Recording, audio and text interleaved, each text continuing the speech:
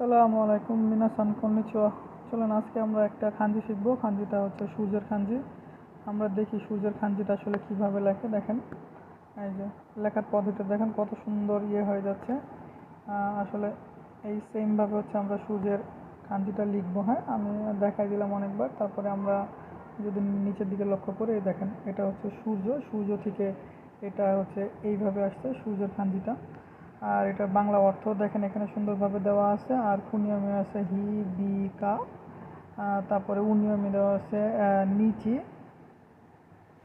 তারপরের দিকে যদি আমরা লক্ষ্য করি, নিচের দিকে যাই, এটা হচ্ছে ব্যবহার সম্পর্কে। হ্যাঁ, এই সূর্য এই সূর্যের খাঞ্জিটা দিয়ে আসলে কি কি লেখা যায় যদি আমরা দেখি, এখানে শব্দ ভাণ্ডার লেখা আছে। যেগুলো আসলে পরীক্ষার হলে আসে, জেএলপিটিতে আসে, সেগুলো আমি দাগায় দিচ্ছি। এগুলো আপনারা সুন্দর করে দাগায় রাখেন আর কি। এই যে প্রথমে আসে নিহনজিন। হ্যাঁ, এই জাপানিজ ব্যক্তি, এই খাঞ্জিটা খুব পরীক্ষাতে আসে। তারপরে হচ্ছে হি, এই সুন্দর খাঞ্জিটা আসে। নিহন জাপানের খাঞ্জি আসে। তারপরে হচ্ছে তৃতীয় দিন মিক্কা, এইটা আসে। তারপরে কিও মানে আজ, এইটা খুব আসে।